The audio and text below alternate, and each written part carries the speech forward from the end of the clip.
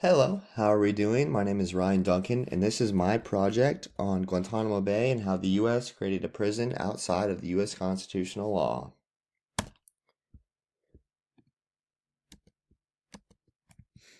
So, getting right into it. So, we're going to be discussing Guantanamo Bay architecture and morality. There's a really nice picture on the right, if you take a look, where Guantanamo Bay is. And we will be exploring the prison that allowed detainees to be held indefinitely without trial, moral and human rights controversies that went on within the prison, such as detention and torture, and the evolution of the prison population, who was released, who remains, and why.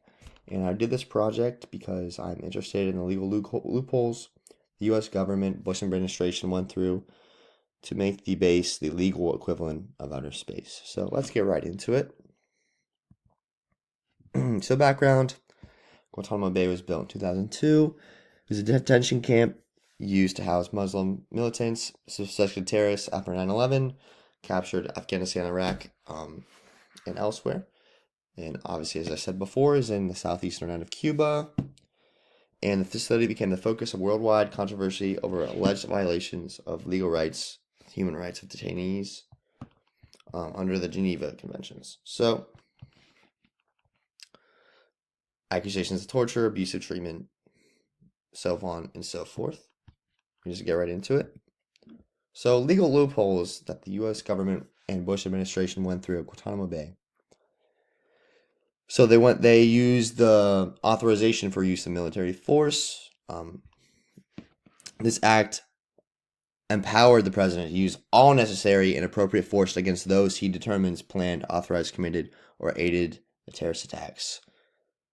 So pay attention in the sentence when it says he determines planned. So this is why we'll touch on this later, why so many young men were a part of this prison and sent there when they had no association whatsoever, because the intel was poor and very one-sided as to who was considered a terrorist and who was not. So this ties into the Military Commissions Act and habeas corpus. So the Military Commissions Act of 2006 gave the president absolute power to decide who is an enemy of our country and prison people without charging them with a crime, which is just going above the judicial system as a whole.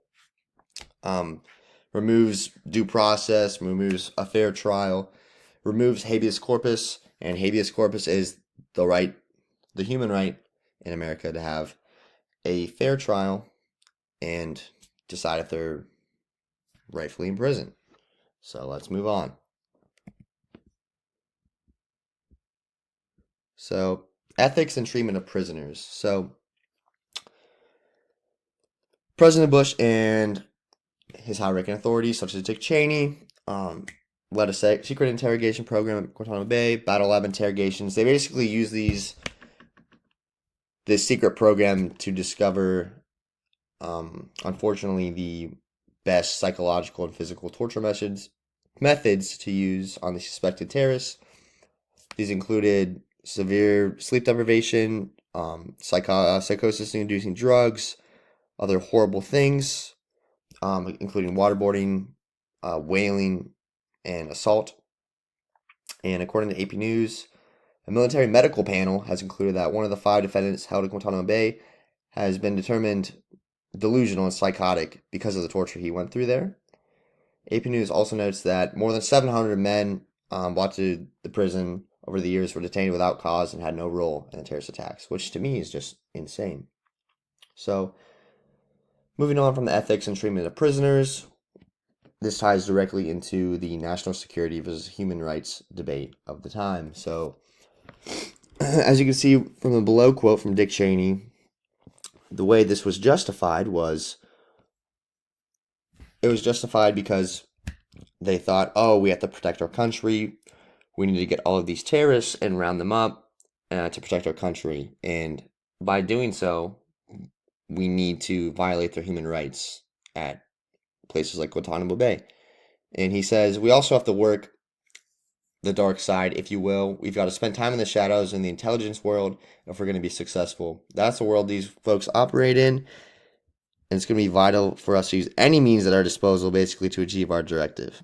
That's Dick Cheney saying that right there. So it's created a lot of tension between national security and human rights violations because they're obviously willing to do that and violate human rights to achieve their agenda. And yeah, it's insane.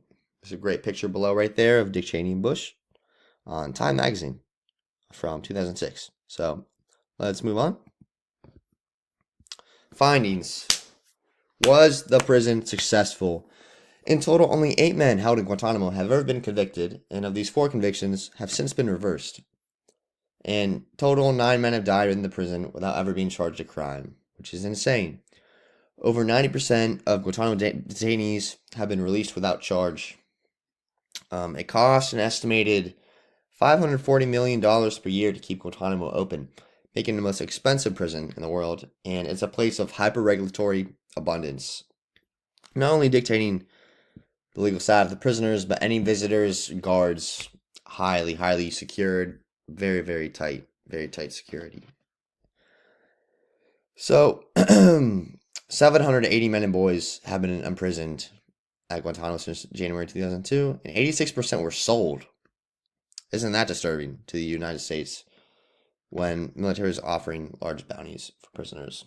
Selling people is crazy. So Guantanamo today, 15 men remain at the base. All have been detained for more than 15 years. Yeah, that's Guantanamo today. So let's move on. My personal view, my personal reflection. I personally believe Guantanamo Bay was a failure and an embarrassment not only to the Bush administration, but to America as a whole. I believe this because America is built on ideas like equality and freedom. And when we have a secret interrogation program at a base that is called the legal equivalent of outer space, where we can violate human rights and not give anyone a fair trial and torture people, particularly people that are innocent, it's not right at all. Yeah, morally and legally wrong. So that's my take on it. Conclusion: the legacy of Guantanamo Bay. It will forever be a controversial part of American history and executive power and how executive power can be abused. The prison remains as a powerful landmark, scored by ethical challenges and legal dilemmas. It brings up a good debate about human rights versus national security, and if it's okay to violate human rights in terms of or in need of national security. It showed the government's ability to compromise basic rights and really just be unmoral to achieve an agenda. This includes torture and indefinite imprisonment. So looking forward, 15 men remain at the base. However, the psychological and physical scars will last forever. Legal complications, U.S. reputation among other countries, specifically the Middle East. So yeah, that's the legacy. And here are my references. Awesome. Thank you so much for listening.